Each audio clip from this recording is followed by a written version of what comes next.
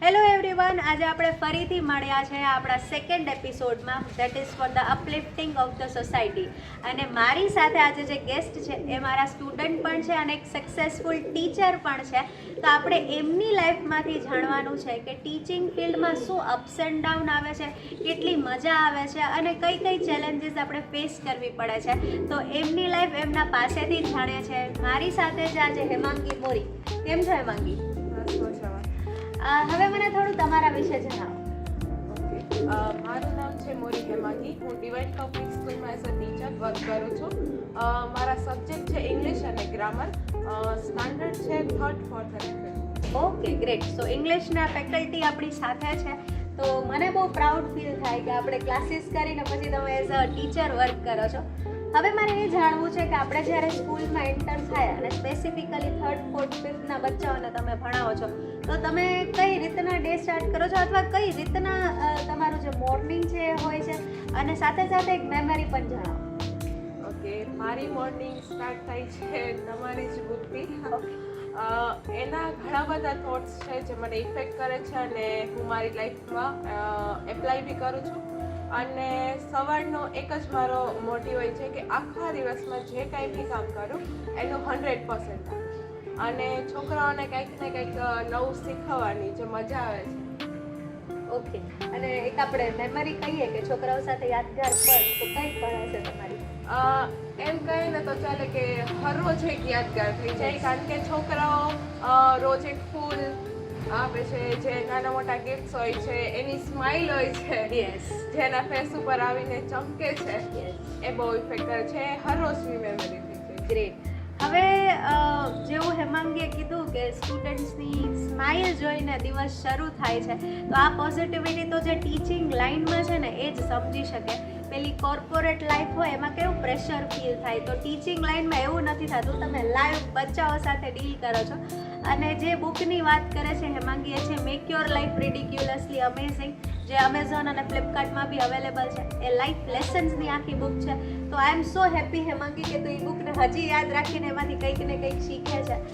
બીજો ક્વેશ્ચન મારે એવો પૂછવાનો થાય કે આપણે પહેલાંનું એજ્યુકેશન અને આપણે જ્યારે ભણતા ત્યારની વાત કરું છું અને અત્યારનું એજ્યુકેશન, એમાં બહુ બધો ડિફરન્સ છે, રાઈટ? આપણે બુકમાંથી થિયોરીઝ સમજતા હતા, ચેપ્ટર્સ છે, તો પહેલાં અને હવેના એજ્યુકેશનમાં શું ફેર છે, અને તમે જે સ્કૂલમાં છો એ કઈ રીતે એજ્યુકેશન ઉપર ફોકસ કરાવે છે, તો એનું થોડું અમને નોલેજ આપજો.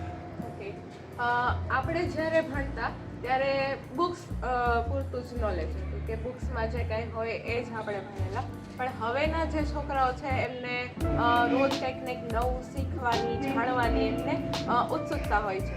તો એ મુજબ જ અમે સ્કિલ બેઝ એક્ટિવિટી કરાવીએ છીએ, પ્રેક્ટિકલ નોલેજ આપીએ છીએ. તો એ રીતના અમે લોકો વર્ક કરીએ છીએ. ઓકે, અને ડિવાઇન પબ્લિક સ્કૂલની એવી કઈ ખાસિયત છે? લાઈક આગળ તમારા એક અવોર્ડ માટે પણ આપણે વાત કરવાની છે, તો ડિવાઇન પબ્લિક સ્કૂલની કઈ એવી ખાસિયત છે કે જેનાથી બચ્ચાઓમાં, તમે જેમ કહો છો એમ, 360 ડિગ્રી ડેવલપમેન્ટ થાય? ડિવાઇન પબ્લિક સ્કૂલ છે એનો મેઇન મોટિવ જ છે કે છોકરાઓને 0 લેવલથી અપ લઈ આવો. ઓકે, અને ડિવાઇન પબ્લિક સ્કૂલમાં કહેવાય ને કે મોટા પ્રમાણમાં છોકરાઓ છે વિલેજના. યસ. તો એ લોકો પાસે 0 નોલેજ હોય છે. કરિયર ચૂઝ કરવા માટે કે કોઈ પણ આઈડિયાઝ નથી હોતા, કોઈ પણ ઓપ્શન કે પૂરતું ગાઈડન્સ નથી હોતું. તો એ માટે જે સ્ટાફ છે, ત્યાંના જે પ્રિન્સિપલ છે, ટ્રસ્ટીઝ છે, એ લોકો એના પર વર્ક કરે છે.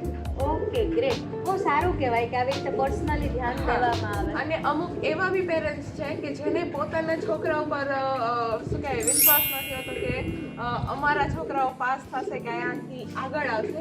તો જે દીપેન સર છે એ ગેરંટી સાથે એ લોકોમાં ઇમ્પ્રુવમેન્ટથી લઈ આવે છે અને એ લોકોનું રિઝલ્ટ બી બતાવે છે. વાહ! તો એક કહેવાય ને આપણે અંદરથી કે મને તો સાંભળીને રૂવાટા ઊભા થઈ ગયા, કારણ કે હું ઘણી એજ્યુકેશન ઇન્સ્ટિટ્યૂટ્સમાં, સ્કૂલ, કોલેજમાં જતી હોઉં છું સેમિનાર્સ દેવા માટે. ત્યારે મને ઘણીવાર એવું બી થાય કે અહીંયા બાયસનેસ આવે છે છોકરાઓની અંદર. પણ તમે જે રીતે કીધું કે આટલું ફોકસથી ધ્યાન દેવામાં આવે તો that is a great thing. તો જે પણ જે બોખીરામાં છે ને સ્કૂલ, યસ, તો બોખીરાની આજુબાજુ જેટલા બી વિલેજીસ અથવા જેટલા બી લોકો આ પોડકાસ્ટ જોઈ રહ્યા છો, ડિવાઇન પબ્લિક સ્કૂલને વિઝિટ અવશ્ય લેજો. કારણ કે જો આવું ડેવલપમેન્ટ આપણા છોકરાઓમાં થાય તો ફાઉન્ડેશન છે ને એ સ્ટ્રોંગ જ રહેવાનો છે. હવે હેમાંગી એક ક્વેશ્ચન એ બી છે કે પેરેન્ટ્સ આજકાલ જોઈએ ને તો ન્યૂઝપેપરમાં કે ઇન્સ્ટાગ્રામમાં બહુ એવું મેં સાંભળ્યું છે કે પેરેન્ટલ પ્રેશર છે, માર્ક્સનો ઇસ્યુ છે, એના કારણે છોકરાઓ સ્યુસાઇડ તક કરી લે છે. તો એ બી જોયું જ હશે. તો આપણે આપણા જમાનામાં તો ઓલું ડૉક્ટર ને CS ને CA ને એન્જિનિયરિંગ પૂરતું સીમિત હતું. હવે ઘણા કરિયર ઓપ્શન છે. તો પેરેન્ટ્સને તમે શું કહેવા માંગશો? પેરેન્ટ્સ માટે બસ એક જ મેસેજ છે કે એ લોકો તમારા છોકરાઓને કોઈ પણ જાતના પ્રેશર વગર એનામાં જે સ્કિલ છે એ ડેવલપ થવા દો.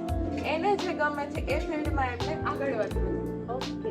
અને આ સરસ મજાનો અવોર્ડ તમે જોઈ શકો છો જે હેમાંગીને રિસન્ટલી આ અવોર્ડ મળ્યો છે અને I think A best teacher award છે.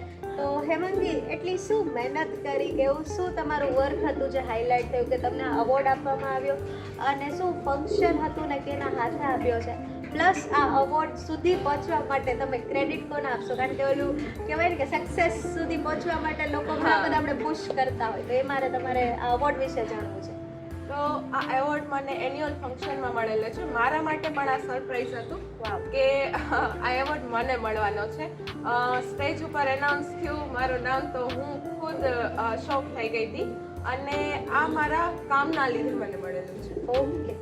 ક્યાંક ને ક્યાંક એ લોકોને મારું કામ નોટિસ થઈ છે એટલા માટે મને આ એવોર્ડ મળેલો છે. અને મને આ એવોર્ડ અમારા જે ટ્રસ્ટી છે એના મધર સંતોષબેન વડોદરાના હાથે મને મળેલો છે. ઓકે. તો આ ક્રેડિટ કોને આપશો?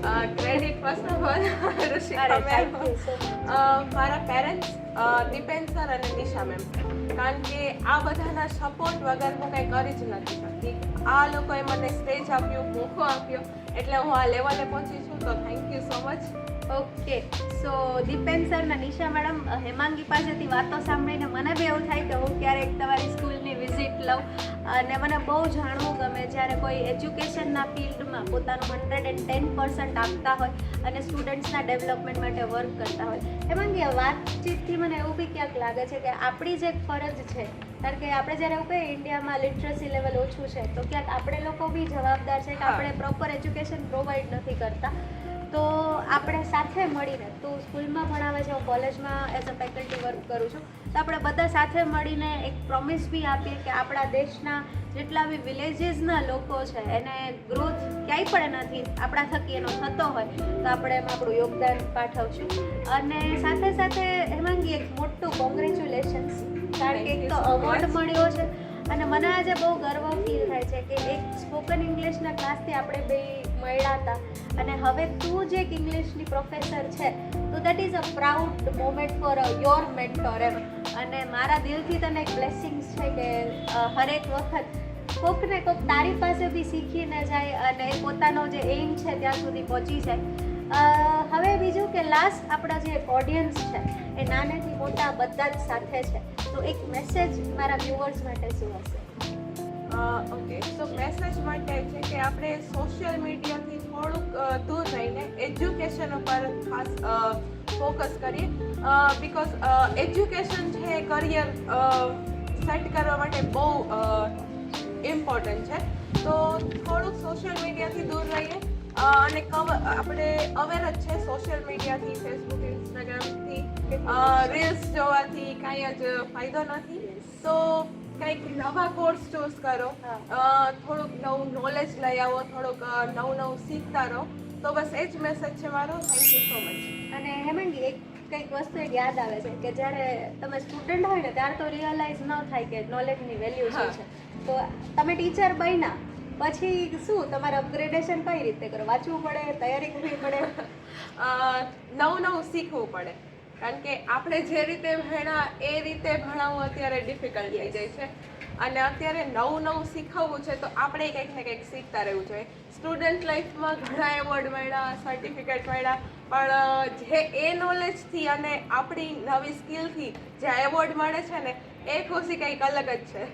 Okay, great Hemangi, so proud of you.